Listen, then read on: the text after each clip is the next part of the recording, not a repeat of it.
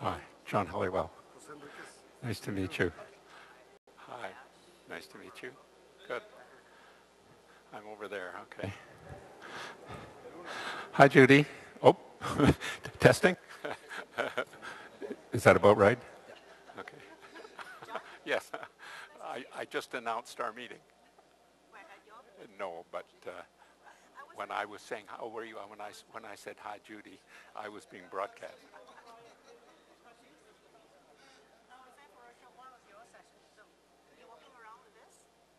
Which? No, I took one off and put another on. So you're going to be sitting here? I'm going to be sitting here. No, I'll be sitting here. I think I'd rather sit down. Yeah. I think I changed my mind. Oh, sure.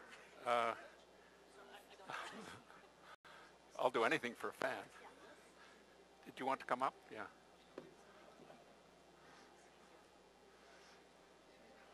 Everything is more fun when you're doing it with somebody else. Even having a picture taken.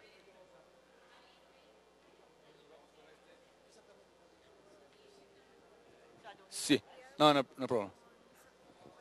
Yes.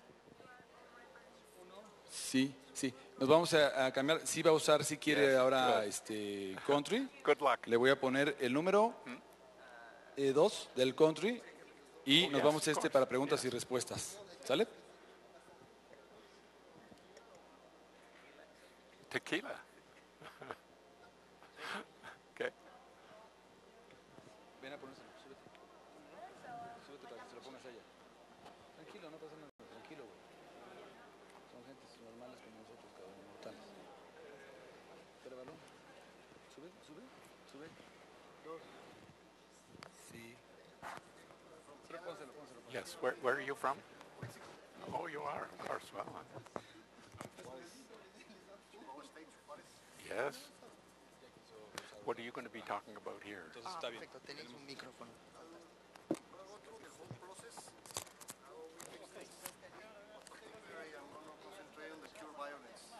Okay. Good. That's a good place to start.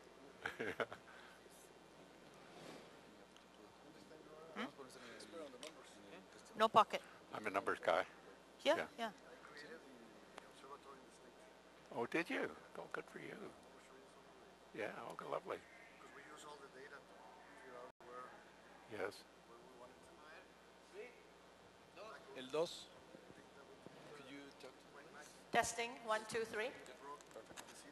Gracias. Yes.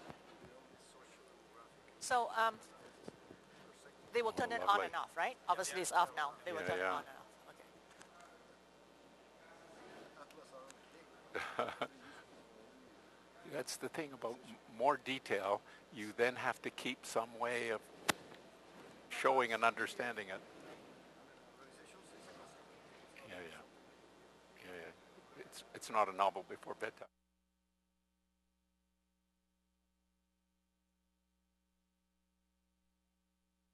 Relations between certain socioeconomic indicators and well-being. Sure. Like name me 1 or 2.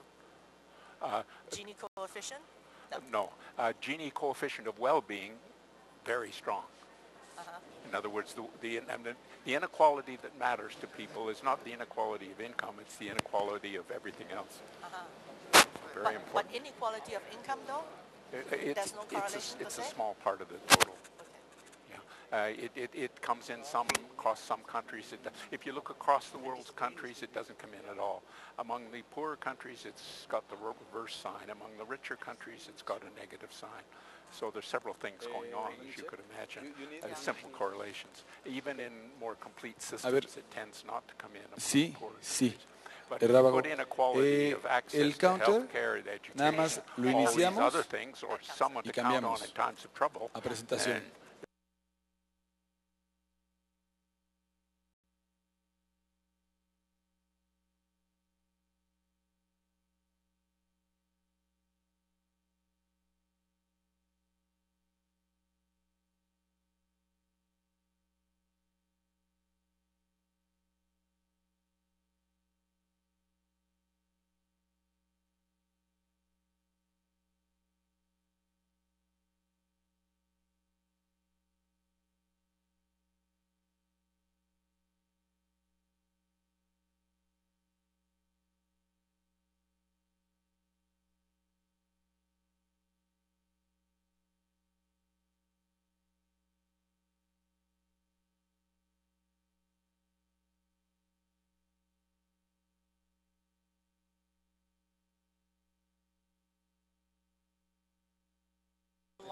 has been going on? Uh, Obviously getting better and better. Getting better and better. It's reasonable to put it as going back 15 years, I think. 15 years? Yeah, but growing in breadth of data available, quality of the research, public impact of the research. It's been, You know, it's a rising growth trend. I was actually at UNDP with Bill Draper Yes. when Mahmoud Ulhaq Yes. came and sold the Human Development Report. Yes. And that was almost See, like it the was a big first deal. breaking away from GDP Yes. measures, right? We've had a tough time with Yeah. some of the UNDP people because partly driven by Sen and partly driven by his acolyte at Oxford. What's her name? Anyway, you know the person, Sabina Al-Kiri. They can't believe that all these happy peasants they see in the streets in Africa, they say you can't rely on their judgments about life because they don't know what they haven't got.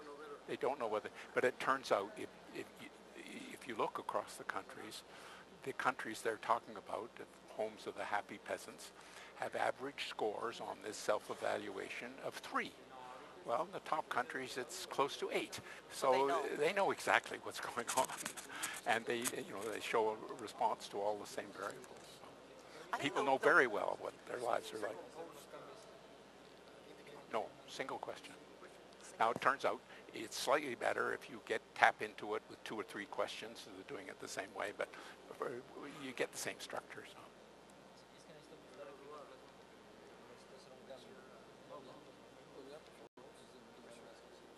Well, make sure you get these emotional questions in too.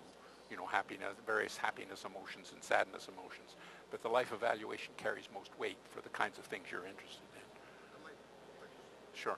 Anyway, we spent quite a lot of space in the different world happiness reports, laying out the science and the measurement. And the OECD has a nice measurement report too.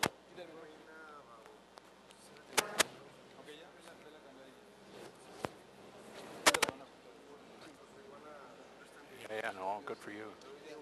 Yeah. No, that's important. Exactly. Yeah, you've got to go and look at the graffiti and count the bodies. But the graffiti sometimes now are looked as artwork, so now we hate them. Of course they are, but that's why you have to look at them. You know the difference. You know the difference. Oh, and you know who did them. And some gangs have very good artists. Yeah. So I mean, it's not simple. This guy, Jean-Baptiste. Rabbit, all right. Crown? A crown? Oh yeah, so this one by Jean-Baptiste is a crown. What does it mean? What does it mean? It's their group. The group? Ah, okay. Yeah. Yeah.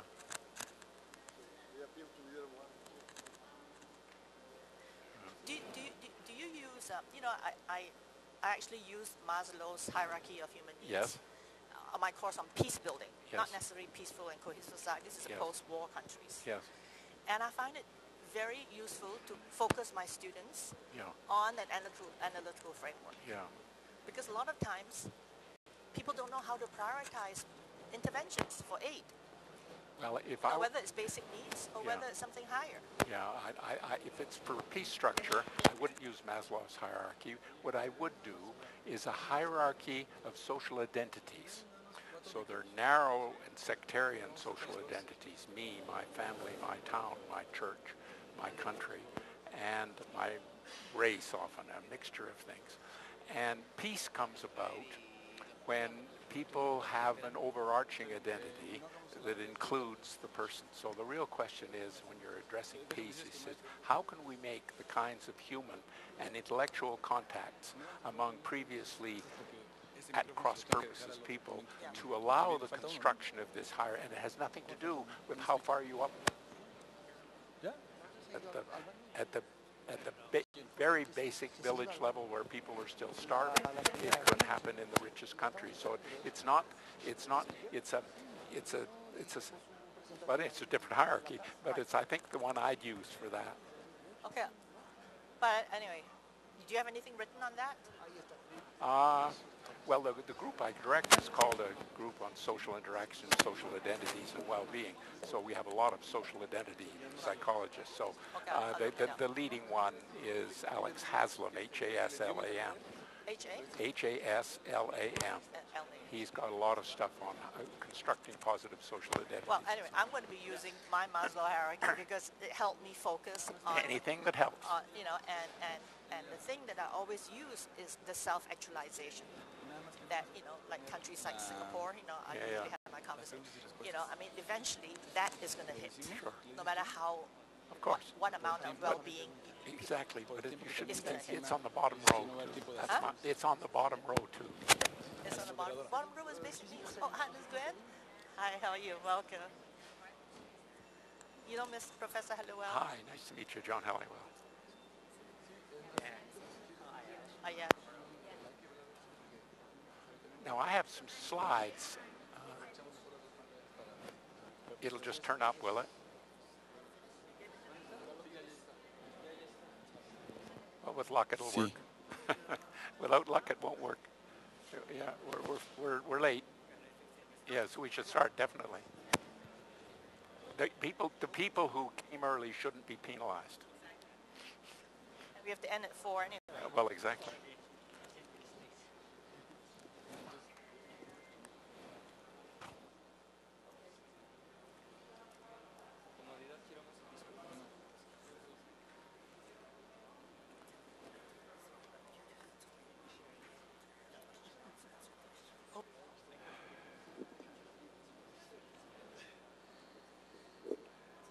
We should have started. Okay, anyway. No time for Q&A apparently, unless people are really fast. Okay, we'll try. Okay, is this on? It'll Is it on? be. Yeah. Okay, so welcome everybody to this session Audio. on building peaceful and cohesive societies. So sorry we started a little bit late, but let's hope we catch up. So the title of the session, I think, is pretty daunting, a task, building peaceful societies in today's, the climate of today.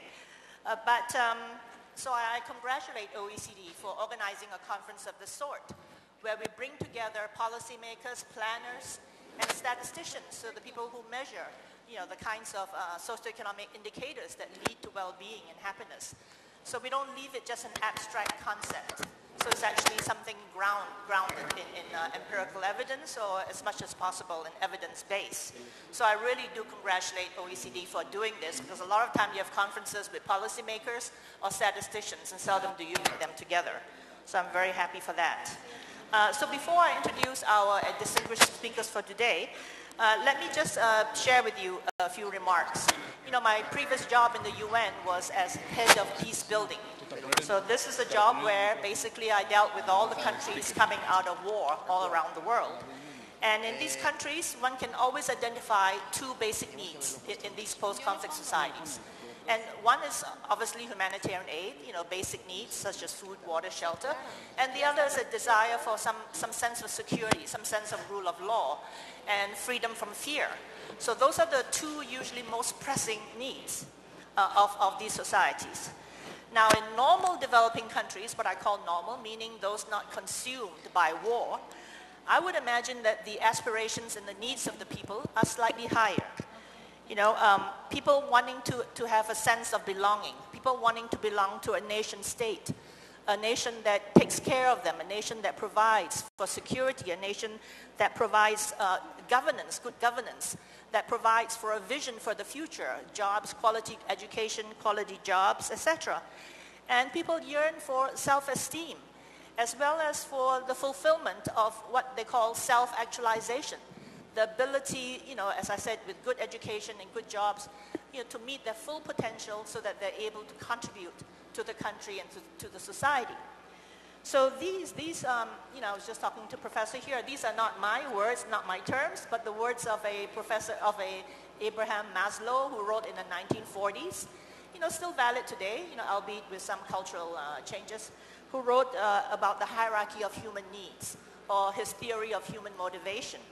And I think, I'm sharing this with you because in the teaching of my course on peace building, I find that analytical frameworks of this sort, really help students understand and help them conceptualize what it means to build peace in post-conflict societies, and thus are able to focus on prioritization and on programs, especially on aid programs, the programs by the international community in these countries.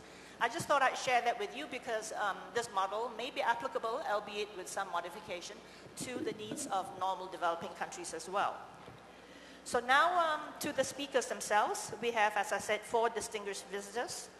If you don't mind, we're going to start with, I'm trying to have some logical flow. We're going to start with two country cases. We have here a distinguished speaker from Morocco, Mr. Ayeshe Kelaf, who is the Director of Economic Forecasting and Prospective Studies, as well as Ms. Nguyen Tai Loan Hong, who's the Director General of the Institute of Labor Science and Social Affairs in Vietnam. So we're going to be hearing from these two country studies because, as you know, they're relatively peaceful, successful countries, one having come out of, decades out of bitter war, and the other, Morocco, having, I think, emerged pretty well in an area where the Arab Spring, unfortunately, has caused so much still uncertainty in that region, but Morocco has come across well. And then we have the case of Cure Violence, the work of an NGO in a city in Mexico called Juarez. And we hear from Jose Enriquez, who's going to tell us about the fantastic turnaround of this most violent city to something that is actually relatively peaceful today. And last but not least, we're going to hear from Mr. John Halliwell. He's a fellow, Canadian Institute of Advanced Research, and Professor Emeritus of Economics of the University of British Columbia. And obviously, he is an expert on the metrics side, on measuring well-being. And he'll present evidence-based research on well-being and happiness. And so I would now like, without much ado, because time is not on our side, to start with Mr. Ayeshe, who will present the case of Morocco.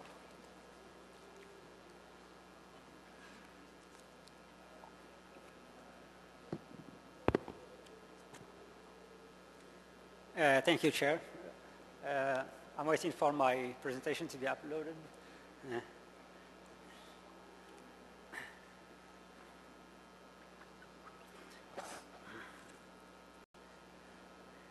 Thank you. I would like first to thank the OECD for inviting us today here, and also I would like to thank the Guadalajara people for their hospitality. So I'll be talking about the case of Morocco. So unfortunately, I don't have too much time, so I will go a little bit fast. So this way, I'm going to give a broad view of what Morocco went through, especially the last decade, and with what everybody knows what happens in the Arab world with the Arab Spring, and how Morocco tried to avoid what happened because we went through a lot of institutional, social, and economic reforms. So this is what I try to give you as broad view of what this reform were about, and also the results. And because at the end I'm going to give some indicators to show how Morocco tried to change a little bit its economic structure. So this is what helped a little bit because it was creating a little bit more jobs, and this is main problem of most of the Arab world because there was some dispopulation change which brought a lot of young people to the labor market, and so this is what created a little bit this problem.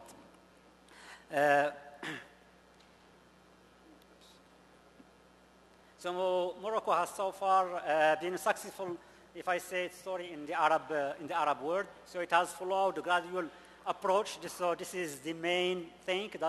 We went through a gradual approach in the political reforms and democratization, which is very important. So this is why in 2011 we have the adoption of a new constitution that gave a free parliamentary election in 2011, and also this year in September we have the regional elections, and also in September next year we will have another parliamentary elections. so that may change the actual government. So I'm talking more about what happened in 2000s. This is the era where there was a lot of reforms. There was an acceleration of the process of economic liberalization and openness. So Morocco, through this acceleration, it has access to advanced status with EU, and also we signed a lot of free trade agreements, especially with USA and a lot of Arab countries and Mediterranean countries.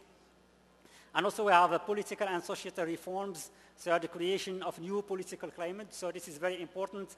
So to go through all the reforms, Morocco has to go through a kind of a national consensus. So which means that we try to include all stakeholders. So this way we have successful reforms, and that will be adopted by all the stakeholders in the country.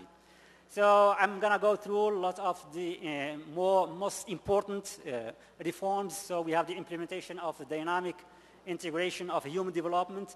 As you know, the MDGs that were signed in 2000, Morocco was one of the countries that signed the MDGs, and this was the involvement of the country to invest more especially in human development, and also to tackle the problem of poverty and inequalities. And this way, that's why the government was allocating more than 55% of its budget to social sectors, and also we increased the subsidies. That in 2012 it was about like more than 6% of the GDP, which is a huge amount of subsidies.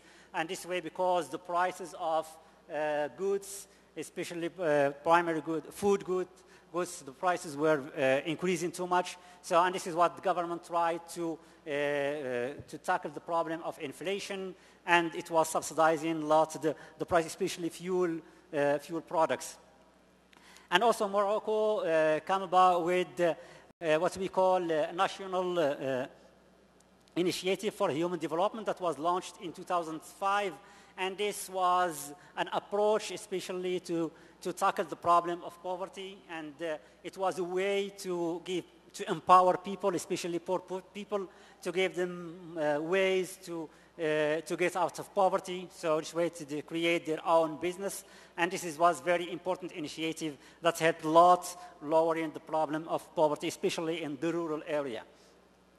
And the implementation of Morocco was also pioneer, especially in the Arab world, in changing what we call in Morocco the family code.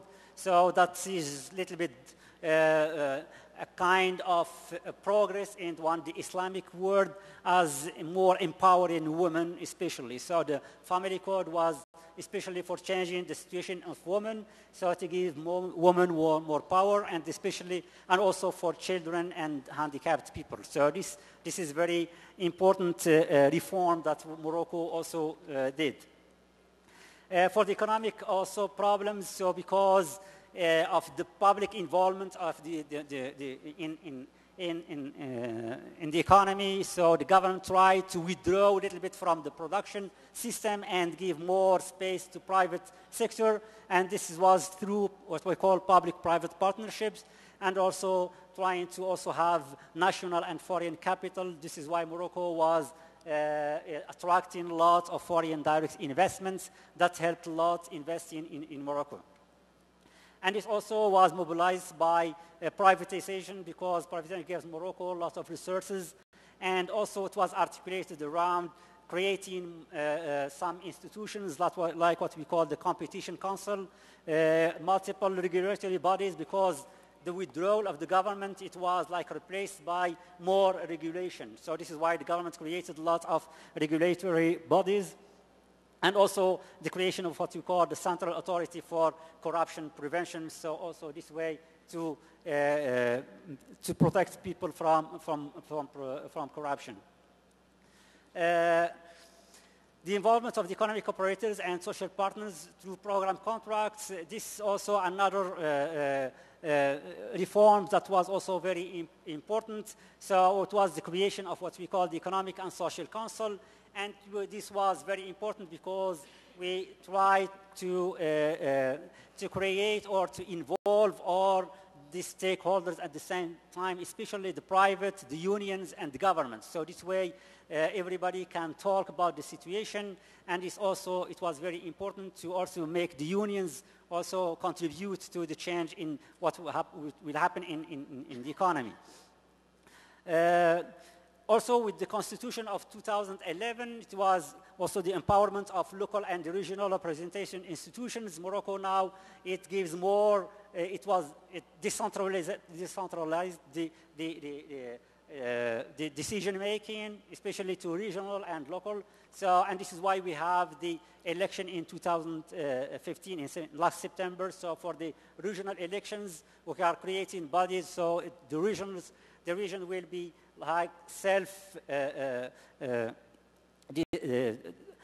controlled by bodies by their own political or by their authorities, like local authorities, instead of being controlled by the center. The control of also the religious field. So because Morocco is a kingdom, so the king also this because of the region is what's happening, especially in the Arab world, was the spread of religious beliefs that took more power. So the Morocco was trying also to make or to give more through active operationalization of the prerogatives of the royal status as the commander of the faithful in favor of openness and tolerance values. Greater integration of regional elites, and as I said, and evaluating cultural diversity, creation of regional development centers and establishment of regional investment centers, and the creation of the Institute of Amazigh Culture, which is to make all because in Morocco we don't have the Arabs and also the Amazighs, what we call, it's not the origins, not Arabs, so to protect their existence or their becoming more also involved in the country, so that we call the creation of what we call the Institute of Amazigh Culture, and the enlargement of the source of also the liberalization of the audiovisual field that used to be more controlled by the government, what was public, and the commitment of reform of education system through the framework of national charter of education and the creation of the Higher Council for Education. So this way it was a process of changing the education system and investing more in education. In the economic field, there was the institutional framework of the business climate investment, so the modernization of legal institutional framework, and the contribution of the government to the investment. So the investment in Morocco, it was like more than 24% of the national investment. It was coming from the government and public enterprises, because Morocco also was investing a lot in the last couple of years, and the rate of investment, it was like higher than 32% of the GDP, which is one of the highest investment rates. So because Morocco was lagging, especially in the infrastructure, so, and the government tried to invest. So this way we try to convert, especially and this was through infrastructure in big projects like ports, highways, railways, and energy and water. It was a strategic restructuring program in several sectors, including, so Morocco also launched a lot of plans, especially in agriculture, in tourism, in industry, in energy, and especially in agriculture, because agriculture, it touches directly the poor people, especially in the rural area. So, and it was launched in 2008, what we call the Green Plan. So this plan, it was to transform the agriculture sector, and also it has like two pillars. One, to create more competitive agriculture, and a second pillar, it was also to enhance the revenues of poor people through the investment in agriculture. I'm going to give some statistics that shows a little bit like kind of a result of these reforms especially if we look at the GDP growth rate, it was like before the 2000s, it was less than or 3%, and now it increased to like 4.7 or 5%. Unemployment rate also it decreased a lot, so it went from 16% to 9%. The investment rate, as I said, which is the investment to GDP, it increased from 23% to 32%, which means that there was a goodwill to increase investments through especially investing in infrastructure. Poverty rate also, it was down a lot, so I'm giving here especially some MDGs indicators, and because Morocco also, it has like achieved most of the MDGs, especially in reducing poverty, vulnerability, and inequality. So the rate here, you can show that Morocco also, this kind of result, especially for poverty, because of the transfers that the governments were doing, and also with what we call the National Initiative for Human Development that helped lots poor people to get out of poverty. For the equality of gender, we can see here some rates that's given the girls to boys education ratios, and you can see that it's almost more than 90%, which also we tackled the problem of gender equality. So this all seems a little bit good results, but still we do have some challenges now, especially when we look at the employment. So Morocco, even though that has invested a lot, the structure of the economy didn't change too much. And the problem of it is that the investment that Morocco was doing in human development, and especially in education, it wasn't met by a change in the structure of the economy. Why? Because the economy was creating more and more less qualified jobs. But now, with the investment in education, we have more and more qualified people that now are in the labor market. So, and this is why, even though that we have very low unemployment rates in comparison to what we used to have, but when we disaggregate this rate here, we can see that the unemployment rate for people with diploma is very high. It's about like 20%, which is very, very bad, because the economy is not creating more jobs for qualified people, because we still have agriculture is the main producer of jobs, and also because we were investing too much in the building sector, which is also more creative of less qualified jobs.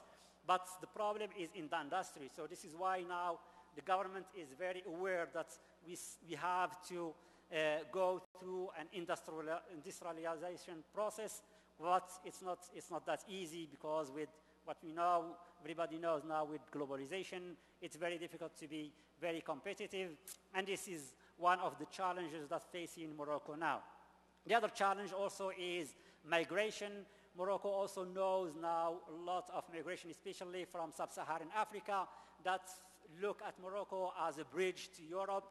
But the problem, a lot of Africans that come to Morocco, they stay there. So because it's difficult, very hard for them to go to Europe, and they remains in Morocco, and now is knowing now a lot of migration problem. So, and this is kind of more reforms that we have to go through, and more deep reforms. So even though that we avoided what we call the Arab Spring, but even though that we went through evolution instead of revolution, but we have to go now more, especially with the structure of the population that is changing. We have more youth people that come into the market labor. We have also more elderly people, because the population is also aging, and our projection is about like Moroccans will be like more than 15% in 2030 of elderly people, and that's all what brings with it, with problem of medical care and so on. And I thank you for your attention. Thank you.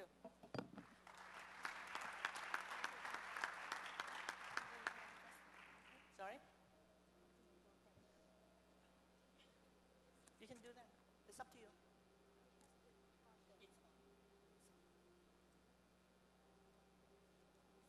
Yes, Ms. Gwynn, go ahead.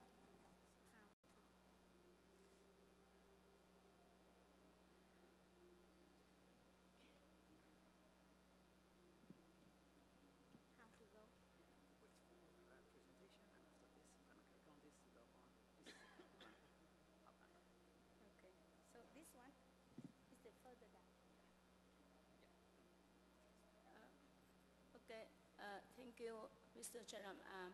My name is Nguyễn Thị Lan Hương. I come from Ministry of Labor, Invalids and Social Affairs in Vietnam.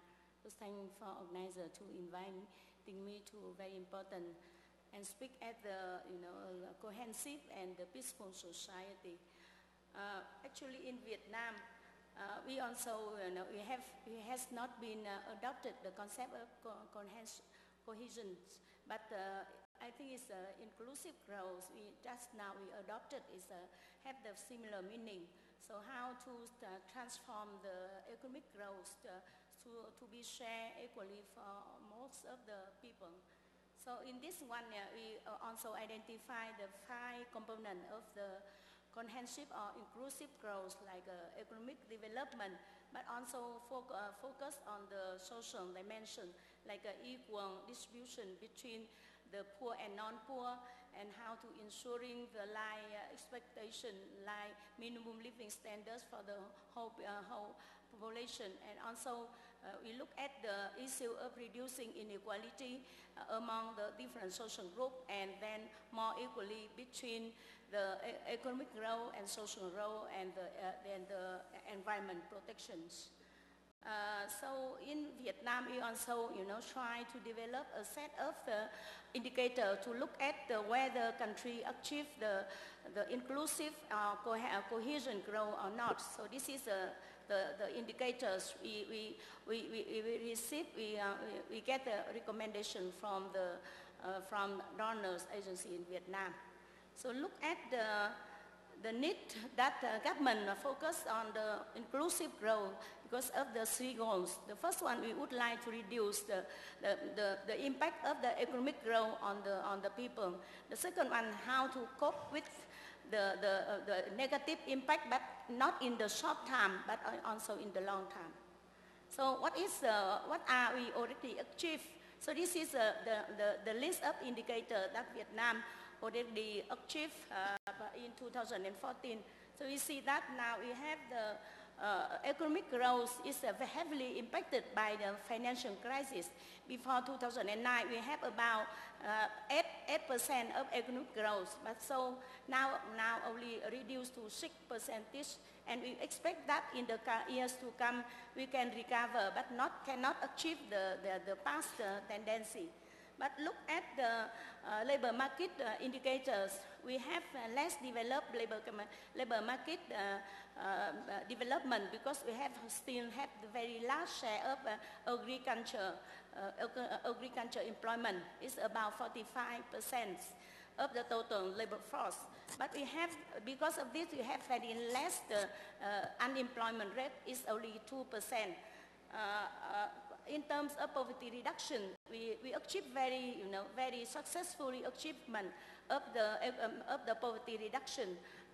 By 2014, according to the international $1 per day, PPP per day, we have only 6% of the people who are living under $1 per day.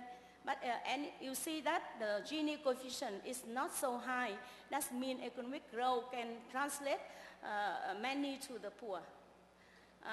To the social indicator, we use several indicators like accessibility to education. So here is, I think the data is, I put the wrong data, but we have 98% of the students, of the children can go to the primary school, and also about 65% of the people can go to the higher secondary school. We have the life expectancy also very high, 74 for all, 74. But women live longer than men. And we have the mortality rate of children under 5 is also at the reasonable. This one not achievable, but also reasonable. Reasonable is 21 per 1,000 children. And some other social indicators also good for Vietnam. But what is our concern from the inclusive point of view and peaceful society? So we think that the problems still remain there. The first one, poverty reduction, also remain also an inequality, and then accessibility right of the citizens has not been guaranteed by the government. So looking at our topic, what can we make Vietnam should make further to make the society more peaceful and comprehensive. So I follow the 4 questions that organizer put to me. The first one is, what are the priority areas that government of Vietnam still focusing for? I think there are 4 areas. The first one is we have to continue for the poverty reduction programs, because so far we don't talk about the income poverty, but we also talk about multi-dimensional poverty. That means people have to have more accessibility to like education, healthcare, for the housing, for information, and to the literatures. The second one is we have to reduce inequality among different social groups. In Vietnam now, if you look at the average indicator, we don't see any inequality. But if you look at the indicators among the group, you see the huge differences. For example, among the rural and urban citizens, among the ethnic minority and non-ethnic minority, among the upland and non-upland. So that's why we have to go beyond the average indicator and looking at the special groups. The third one is how to make the society more peacefully. You have to move to the more democracy. You have to raise the voice of citizens. That one is very critical for Vietnam. And the last but not the least, the human capital. Because without the human capacity, you cannot do any democracy, any peaceful for society. The second one is how can government have to do? I think for Vietnam, the first one, right-based policy should be enhanced. Because if the government also said that they have a lot of policy, but have to respect the right of the people. So far, we have the policy always the design based on the like formal sector, based on the urban citizen. But you don't have enough voice when you develop the policy for the rural, for the ethnic, for the poor society. And all the policy now, based on we call the citizen, we call the residential status. That means if you are in the urban area, you are accessibility to all of the most services. While if you are migrated to the urban, like in the case of Morocco, you are not having any right to go to the social services in the urban areas. Or, you are in the informal sector, you are not eligible to the social insurance. You are not eligible to, if you have the hand card, you have to, based on area where you live, to get the access to the service. If you go to anywhere, you cannot use. So this is we have to move from whole system to the citizenship, so that we have the more equal to the society.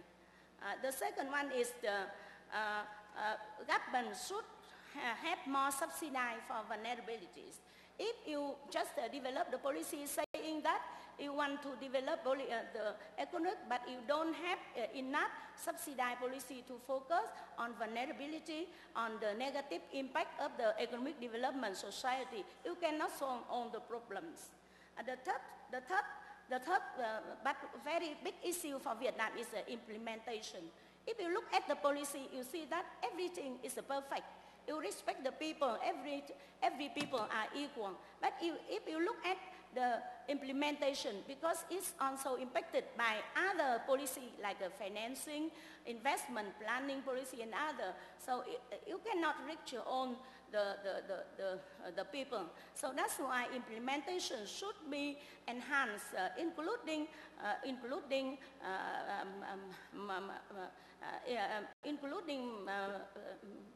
monitoring. Monitoring is very important for Vietnam. So also enhance social services. Because if you have the good policy, you have the good implementation, but you don't develop the social services, you cannot reach your people. Number 3 is how can government best support to the locality. I see the several points. The first one is you have to have more decentralization to the local authority. Everything now in Vietnam is we have very high top-down process, everything designed, everything implemented by the government. So, you cannot respect the demands at the locality, especially for the poor. The second one is the voice and empowerment of the vulnerable group. That one, you have to have the channels to hear from them, to respect their comments and to include their comments in the policy formulation. That one is very critical for the government.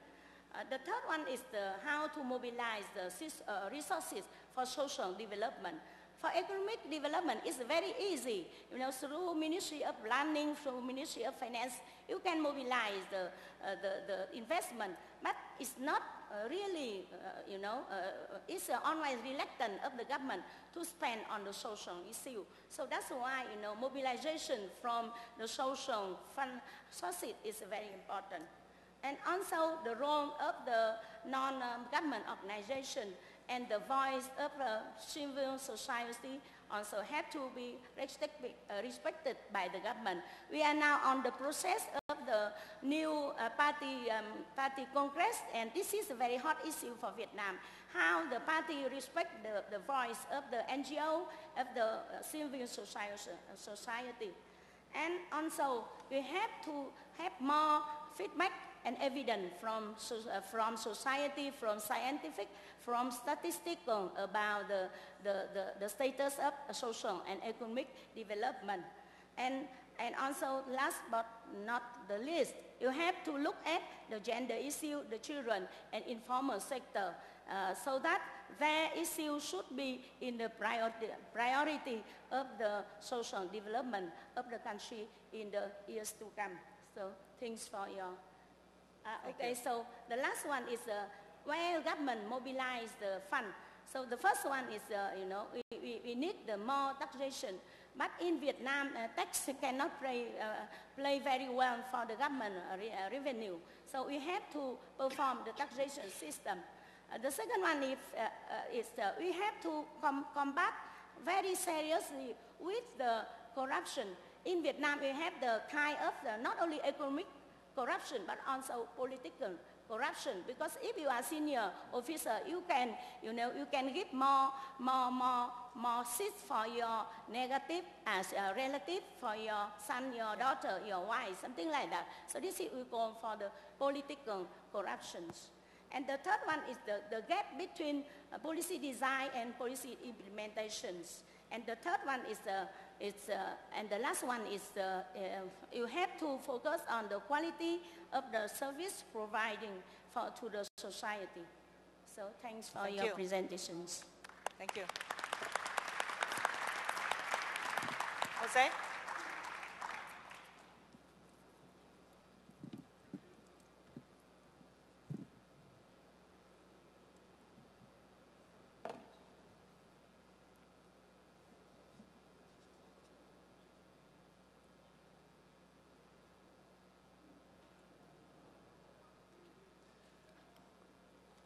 Well, I'm going to share the experience of Ciudad Juárez.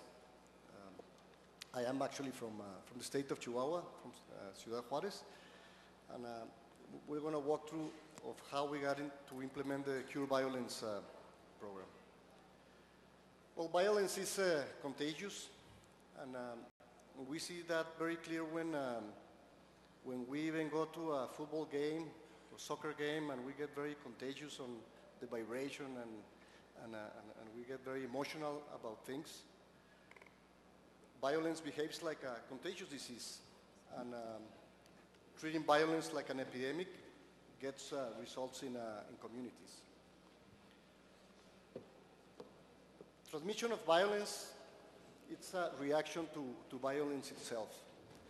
Curious enough, violence, people that get violence, people that get a lot of attack, are the people who are also very violent. And we have seen that in all of our lives, even in school. The students that are more receptive to violence are the ones that generate most of the violence. We see some some pictures of the difficult times that the state of Chihuahua, Juárez specifically, lived during the period of 2008 to 2012. Before, when you search in Google for Chihuahua, you get little dogs all over the place. Now, unfortunately, you get these pictures.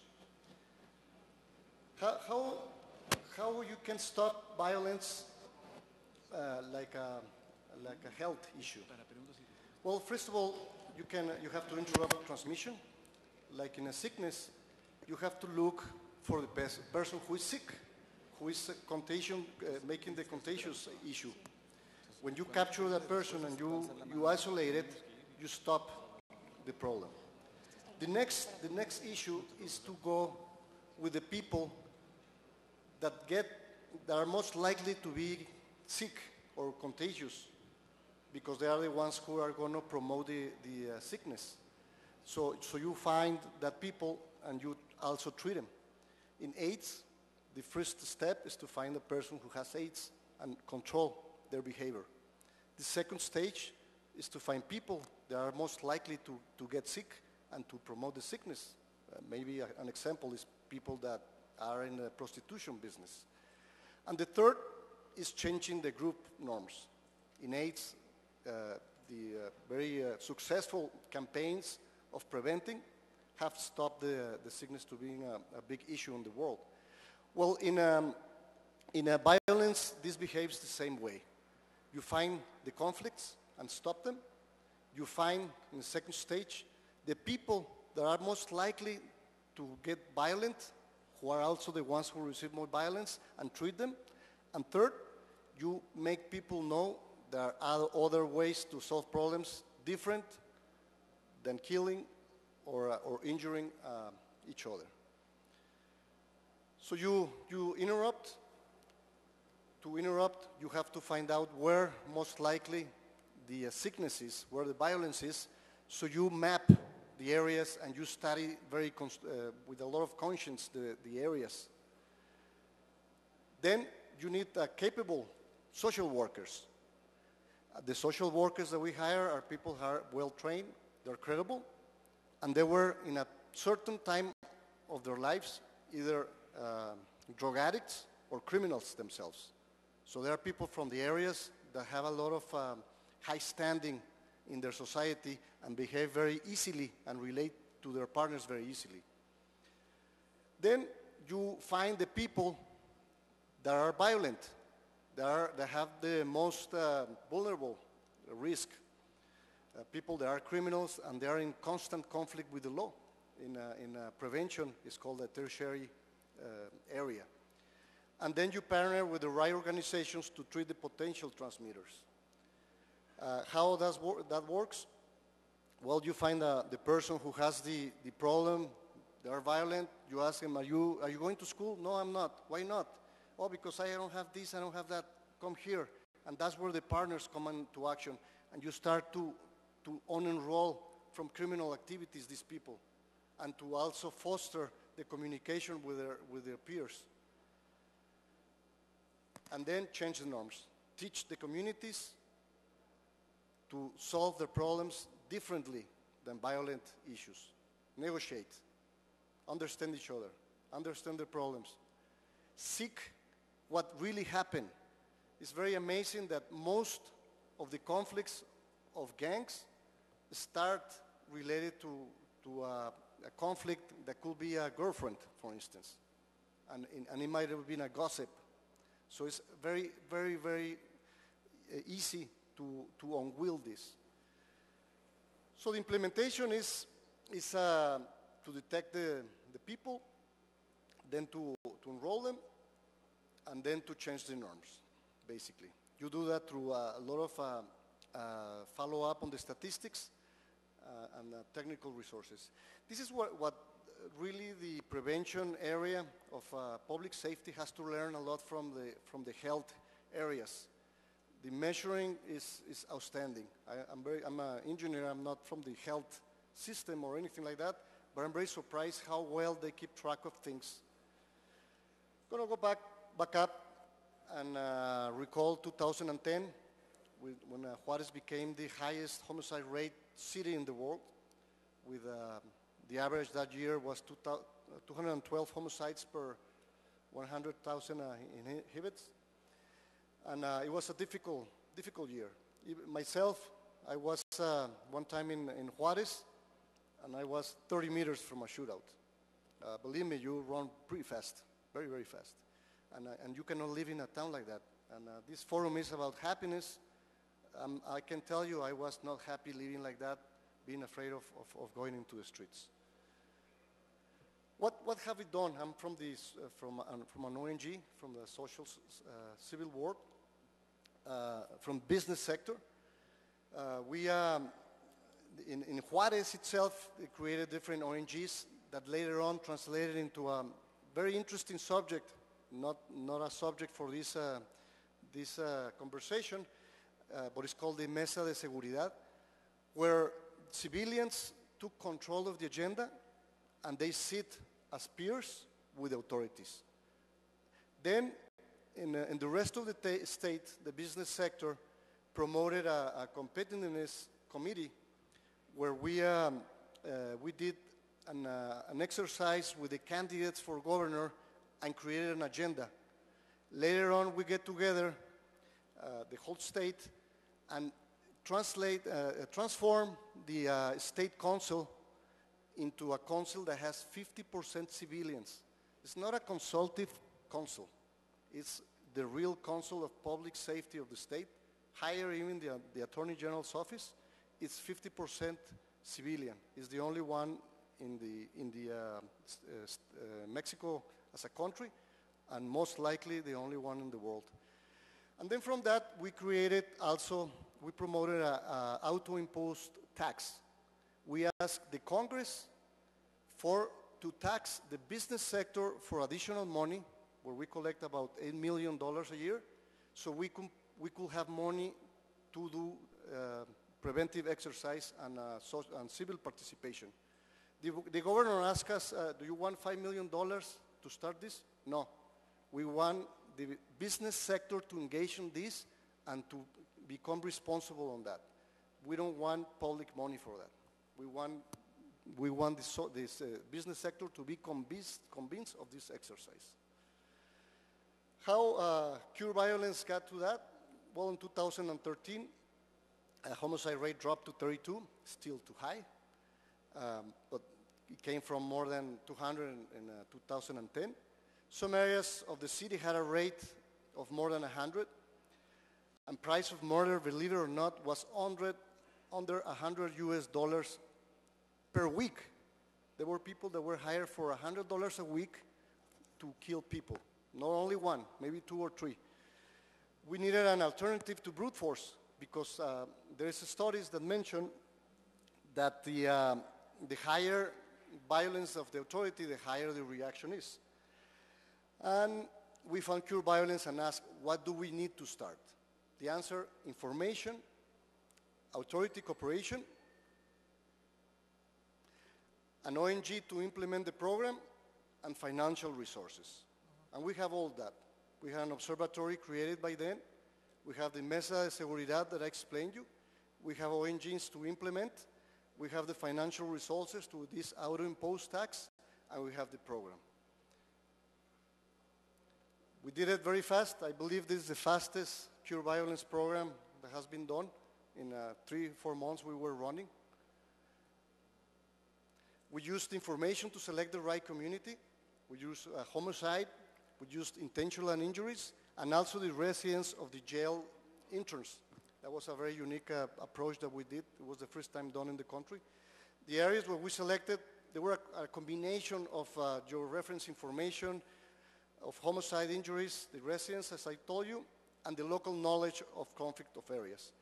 But we also used some socioeconomic data, such as education, economic activity density, well-being indicators, and we created a sort of a diagram of a fabric, social fabric diagram that could help us to really understand what was going on, plus the information that we had from the areas. Then we had to implement the program in areas that not necessarily had the violence happening there, but the areas that we believe generating the violence for the rest of the city.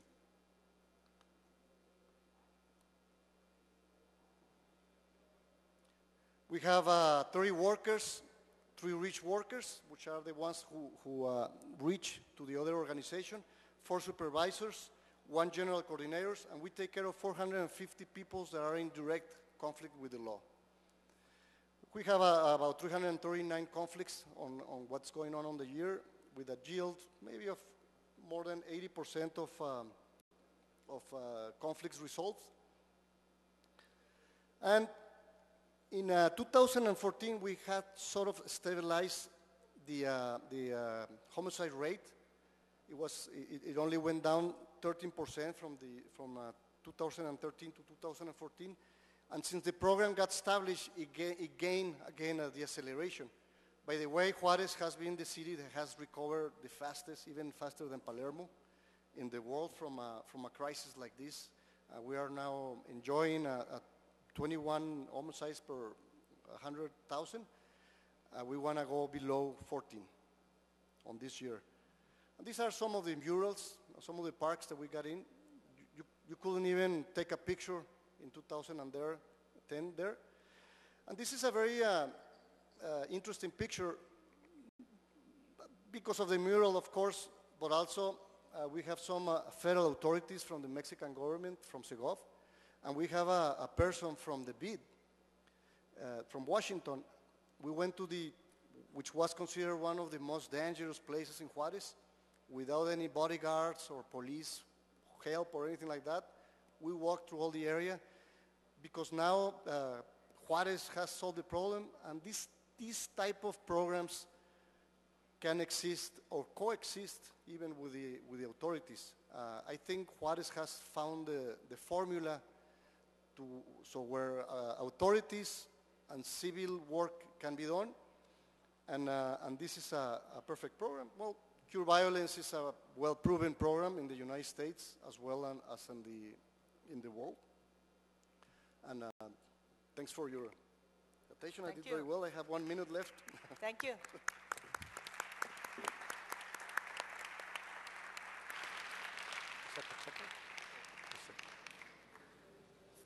Do you need the... Yeah.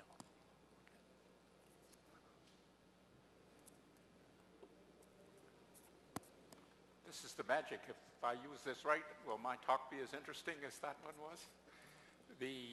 My subject is to link subjective well-being to the creation of a cohesive society. Jose, you just gave us a lovely example of how you did that. You took science quite liberally from different sources, and you said you wanted a different way, and you didn't want a police way. You wanted a way that mobilized and made use of the human resources, and especially the human resources whose behavior you were out to change.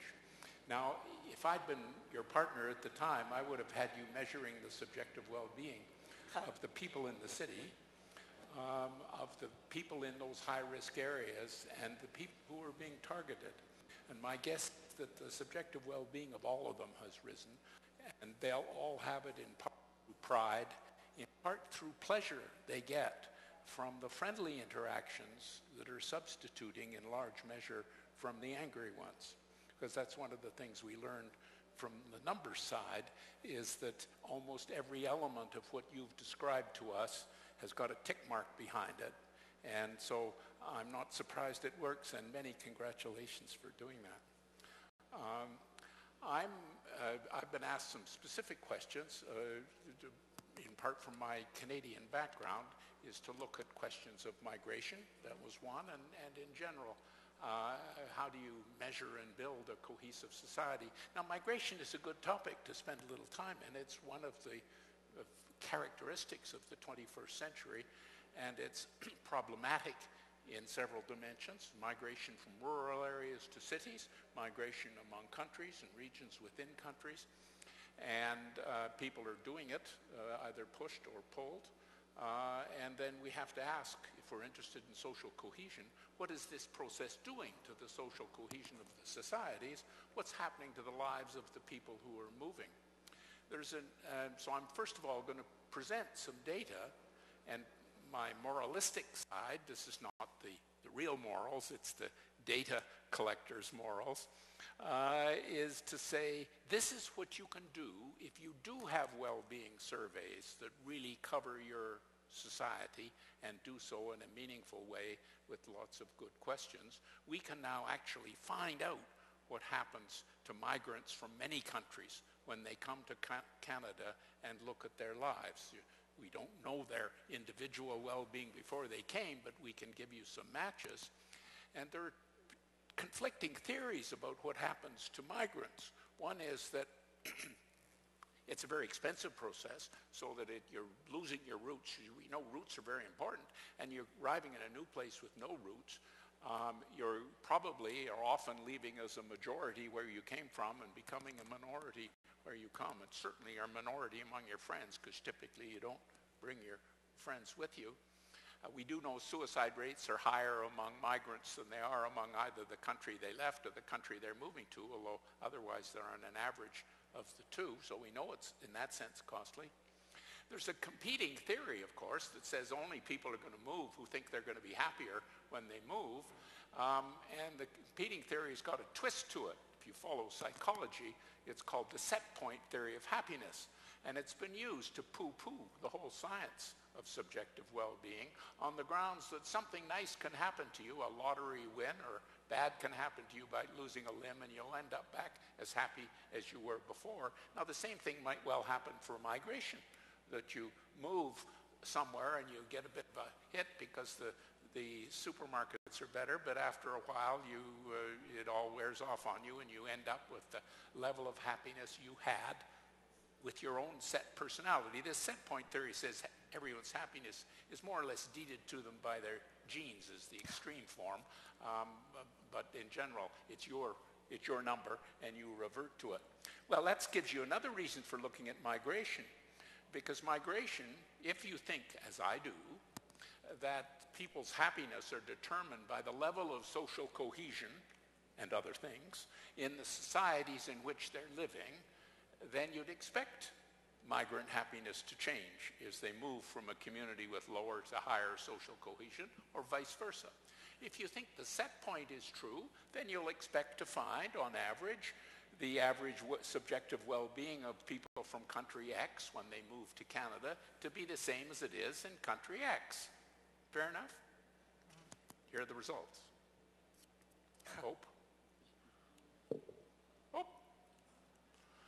Okay, now if the set point theory were true, all those dots would be along the 45-degree line, because the horizontal axis measures subjective satisfaction with life in the countries our immigrants came from, and the vertical axis measures what their level of life satisfaction is in Canada. Well, you can see just from a casual look at that picture what the story is. I've given you a great big picture with lots of numbers. We did it previously with a much smaller set of countries, that we were able to get more accurate comparators about the characteristics of the people, because Canada cherry picks a little bit for its migrants, so it takes people with university degrees and so on. So you say, well, maybe we imported the happy ones, so we then adjust for the happiness levels relative to people with exactly those same characteristics in the source country, and the picture essentially looked exactly the same. So that's not what's going on. We didn't pick people with Canadian levels of happiness and then have them come to Canada. They came to Canada, and that's what happens to them. Now, there's a little bit of an upward slope there, which is another way of saying, just as if you followed my work on trust, you'll know that when you move from one country to another, your level of social trust reflects a large measure where you're living, but it also has a footprint, as we call it, from the country in which you were brought up. A footprint of about 20%, you think, for an average migrant for up to the first 30 years. Here, the footprint is much smaller for life satisfaction. It's about 10%, but there you can see it's there. It's also true, these dots are shown by color, and you can see that by and large the immigrants from Latin America are happier than those from the rest of the world. That's simply bearing out in Canada a result that's found in the global data that by and large is a Latin American boost of about 1/3 of a point in subjective well-being, and especially in life satisfaction as we're measuring here, and with the reverse being true for East Asia. But basically they're all pretty well there on that flat line. So last time I presented this, somebody said, I'd really like to see something more of the guts of this. So why don't you show us migrants dividing themselves into 0 to 10 categories that they're asked life satisfaction on in the source country, and the same people or people from that country in Canada. So here's one of those. For example, I'm looking at Latin America. Now this is all our immigrants in this sample. Now you might worry about sample size because, you know, how many people do we get from Botswana and Canada and so on. So the more years you go back, the more you get, the bigger the survey sample you get. But to get anything like what we've got here, we're starting with 1/3 of a million in our basic surveys, and that way you can then we don't look at any country when we haven't had 50 migrants from that country in the time period we're looking at. To get the 94, we then look at immigrants for 40 years. Here we're looking at immigrants over 20 years. Remember, I talked about that it may take you a while to get used to being in Canada, and so you might expect your subjective well-being to rise as you adjust. The set point theory says you'll have a boost from moving to a nice and different place, and then you will revert to where you do before. We're finding an astonishing extent those two seem to be offsetting, so that there's not a very big either net adaptation or net overshoot in the happiness. So it doesn't really matter whether these pictures are for 0 to 10 years, 0 to 20 years, or 0 to 40 years. How about the coldness factor? Well, there you go. You see, all those people, let's go back. How about the coldness factor? And wait a minute, there's one hidden here too. I'm going to show you later that people are much less happy in cities than they are in the countryside. And all these migrants, almost all of them, are going to the cities. So they be that close to the Canadian averages and nonetheless just be there, suffering from cold, and being in big cities makes it even more surprising that this is the net result. Thank you for that. This is the Latin American picture, and you see it was a fairly happy group in Latin America in the first place. The average has gone up. You can see what's happened, that bottom tail is largely non-existent among the immigrants, and there's been a boost in all the numbers except for the 10 in that case. But the average has gone up by 0.7 of a point, which is the equivalent of a trebling of income with the income effects we have. So it's not an insignificant effect. Now, to give you an alternative case, watch the blue lines as I move to the next picture. The blue lines are quite similar, but the red lines are completely different. These are migrants coming over the same 20 years from Eastern Europe to Canada. And so they're coming from much less happy societies than the Latin American societies.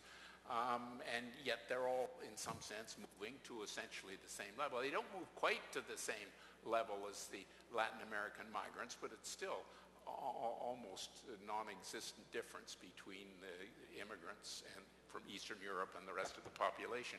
And it's risen almost a full 3 points. Now I'm going to move quickly to tell you another issue, which is cohesion and what affects it and what it does for you. There's a whole line of literature building up now that says social cohesion in a variety of measures, and high trust is one, high social trust is one, feeling of belonging in your community is another. It buffers you against the consequences of all kinds of bad things. Here's one particular example. If you feel, now this case I've moved to the European Social Survey, which has also got 1/3 of a million in it, but it's got 32 countries, so we've got a lot of variation. So not as big in each country, but we're pooling them here. And you find that if you're a member of a group that is felt to be discriminated in this country, and it's your choice of whether you are in such a group or not, on average, your life satisfaction, if you are in a low social trust, you yourself have low social trust, is more than half a point. And if you are a person who is of high social trust, then it's less than a third of a point. It's the same thing we find in a lot of subnational work as well. If you really feel you belong to your community, then something happens to you in the street, a rude gesture or something of that sort. Feel you belong in the community, you brush it off. You say they've had a bad day, they got out of the wrong side of the bed. If it's in fact a case where you're fearful or untrusting, you treat it as further evidence of that community being a bad place in which to work, so that you do get these build-up effects. Now, I'm getting to the case, because you see, you might have thought from the migrant to Canada thing, the best thing you could do in improving world happiness is have everybody move to Canada. You say, well, that's not exactly the case. Possible. See, we haven't. It is true, Canada is a very high immigrant receiving country, so to have that level of adaptation in a country that has a population of under 40 million growing by immigration at 250,000 a year is quite impressive. But there are signs in a variety of places and communities that the capacity of the communities to deal with that is limited. And of course, the burden of the subjective well-being research is not to convince everybody to move to Canada, but to learn what's going on in happier countries relative to unhappy countries, so that they can do the same kind of things there. Think of it as if you're living in Juarez, right? Do you move from Juarez to a more peaceful community, or do you make Juarez more peaceful? And since all of these determinants of subjective well-being are the kind of things you can do yourselves in the communities you already are in, to search the world for a place where they've already solved those problems is a backwards and wrong way to do it. The right lesson of us to trade from each other is, what can we do in places that aren't so happy to duplicate by policy and goodwill things that happened accidentally or by good luck in other communities. Now this picture, which is almost laughably small in terms of how you look at it, but bear with me, the horizontal axis is sense of community belonging. It's not the whole story, but it's one thing that is asked in one of our very big surveys in Canada. So you need 1/3 million people if you're to find out about the average happiness with any degree of assurance in some of these smaller towns. And the life satisfaction average life satisfaction of these communities is on the vertical axis. And the size of the bubble is the size of the town. Well, what do you see from that? First of all, that people are happier in communities where there's a greater sense of community belonging. You look at that, it seems pretty obvious. Other things are happening too, but that won't go away even if you adjust for other things. The other thing you notice, and it won't go away either, is that on average people are unhappy in the larger cities. And that won't go away either. And so what does that tell you, given that the world is becoming more urban every year? One thing, of course, there are two things that are worth pointing out. First of all, the difference between the happiest community and the least happy community in this whole picture is 1/10 as big as the difference between the top countries and the bottom countries. So when there were all these news stories about Vancouver being the least happy city in the country, as it is, then they say, how stupid is that when you get all those mountains and the sea? And there is, people don't have that sense of community belonging that they have in these smaller towns, and other things rather like that, time spent with family and friends and so on. And so they said, well, everybody should move to St. John or the very high subjective well-being. And of course, as I said before, with respect to international migration, you said that you don't get it. That's not the story. The story is that the process of urbanization has let a lot of things fall by the wayside. Urban safety may be one, but there are others that we don't think about them, and we don't take measures to do something about them, then they can go wrong. And you don't realize how much they've gone wrong until you find out you are unhappy or something or something or something. And so then the question is this happening all over Canada? People in cities are starting, I must admit, not as dramatic and as carefully designed as your Juarez experiment, but essentially going into communities and saying, what can we do to help people help each other? Because we know being with others and helping others is a magic tool, but they have to have some arrangement to make contact. And I think I've spoken too long. Thank you. Thank you. Thank you. Thank you so much.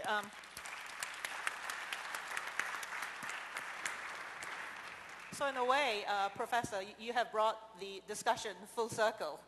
I think miraculously, I think you've managed to weave the stories that we heard from, two progressive societies, from your evidence, and then from the miraculous things that you are doing in Juarez, and then weave it together to generalize on certain aspects of it and why things are the way they are. I was told that we didn't have time for questions, but we do. We actually have 7 minutes left. And I'm not going to summarize, but because I'd rather listen to you and your questions. 7 minutes left, so we can probably take 1 or 2 questions. Anyone with a burning question, please? Please don't be shy because we don't have much time. Sorry? Go ahead, please. Do you have a mic? Either have a mic or shout. Shout.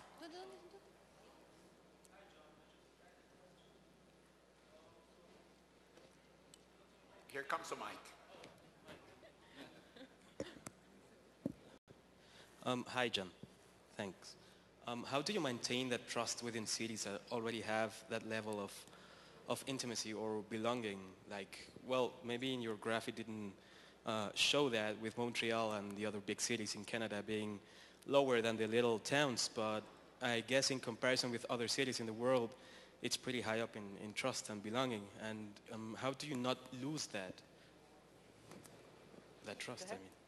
How can you not lose the levels of trust? First of all, I can point out you can lose it.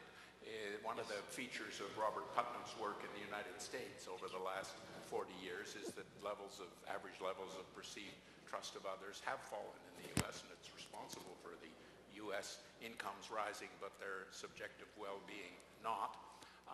If people lose contact with each other, positive contact obviously, or resolved negative contact, is the primary source of social trust. There's a huge volume of experimental and doing things together to help others is also communities and enterprises that have found ways to get their teams together doing something that's not making widgets but doing something for somebody else. There's a real magic glue that you can get, and that builds trust. And of course, those are local initiatives. You don't come about by a government saying we're going to improve trust or trust us. I mean, usually trust is one of those words. If somebody says they're going to deliver it, you don't listen to them because they can't. So but they can do things that will make trust better, and gradually through the science, we're learning what some of those things are and how to do them in a way. But it's really unlocking the human potential to help each other. But you need a sufficient contact to do it. You see, we've looked at these resilience questions all over the world. After the 2011 earthquake and tsunami in Fukushima, they were happier than before. See, how could that be when you've had those terrible things happen? And the answer is, and we found it after earthquakes in some places, but not in others. So places with low social capital get the earthquakes, they fight, and they get angry with each other, and they end up being disappointed in themselves. Earthquakes in the high social trust communities, they all surprise themselves by how much they get together and help each other. So there's a tipping point, and you want to make sure you never get to one of those tipping points. Thank you. Another question? You see any? No? Thank you all. So we are talking about peaceful societies and cohesive, and all of you talked about empowering minorities, right? I'm very interested to hear your opinion, especially in Juarez City, or Dr. the Professor, in what is your point of view if we worked with one of the most vulnerable and left aside population, that it's the interns in prison systems, and what would be the impact if government would use money and funds to work with people who are inside prisons and will eventually go outside society again? So that's for you. I think that's a must. I kind of find hilarious that a lot of money gets spent in prevention, trying to find out who is going to commit the crime, when you have a lot of people getting out of jail and nobody taking care of them. We have actually on FICOSEC, on the trust that I was telling you about, on the tax, a program that is taking care of that. It's a difficult issue, but it's no other ways to reinsert the person to society and to labor as well. I don't see other way of fixing this if not taking care of the people that are more sick, of they need more help. And you're right, that's the people when they get out of jail. In the first day, the wife is happy. The second day, she's screaming at him because he's not bringing money. He made them suffer. They need help. The family needs help, and he needs help. And the government should throw all the money they can into these programs, and social society as well. At the previous session, for my one example of how well-being was seriously changed using the kind of things you discover from subjective well-being research, the example I gave was of the Singapore prison reforms, where they did all these things within the time people are in prison as well as afterwards. So if you want to look on my website for the article, it documents that. Thank you. I guess that no more questions? One more, please. Thank you. Here. I'm very glad to see now people like Richard Lyard, like Jeff Sachs, like you, Dr. Helliwell, working on happiness, like the report, the World Report of Happiness, and but still they have an economic view. Still, they don't have very deepness research on psychology as they should. Like crime, violence, they really focus on statistics, Enrique, and they should have more psychology focus on. Like violence is not exactly like that. When you have a psychologist's point of view, you can see like the Shakespeare's principle, like you can really pay attention or call attention for when you work bullying or mobbing, just violence in that way. But bullying in some schools, they try what you said, and it didn't work in London. If you try to just see how kids come from home empty of attention, empty of love, and they go to school to get attention by fighting, by really hurting, and then they're called attention by the principal, the fathers, and everything. There is a different way to approach.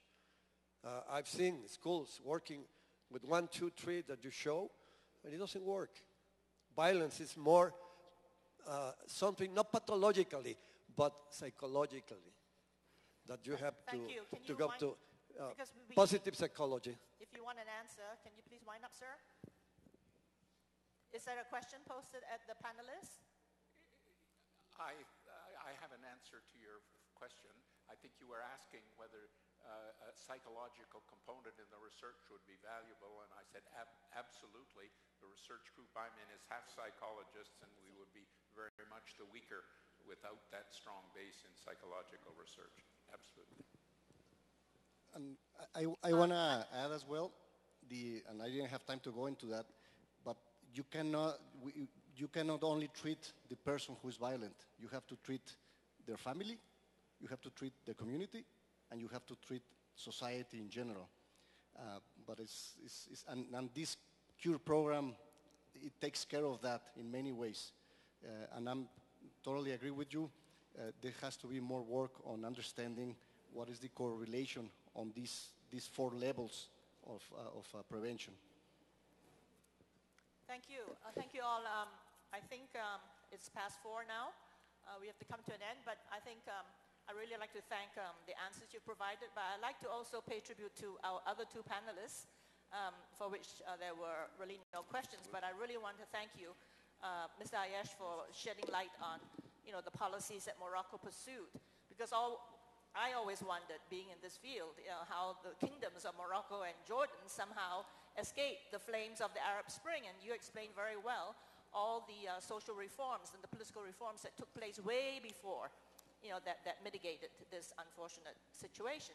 And then in the case of Vietnam, I'm so glad that you highlighted the importance of implementation. I've worked in the development field, 40 years. And unfortunately, there's too much talk and not enough implementation, and seriousness of monitoring, implementation, and decentralization to local authorities to implement. So thank you for those very sensible words. I just want to pay tribute to the 2 of you as well.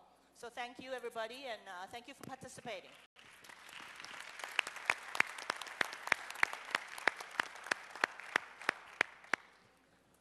Okay. Thank you. Thank you.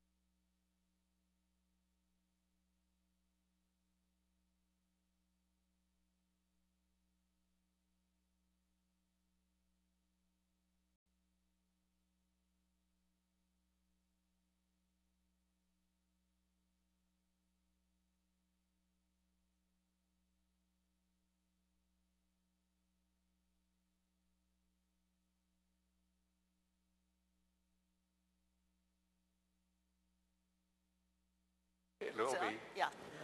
Okay, so welcome everybody to this Audio. session on building peaceful and cohesive societies. So sorry we started a little bit late, but let's hope we catch up.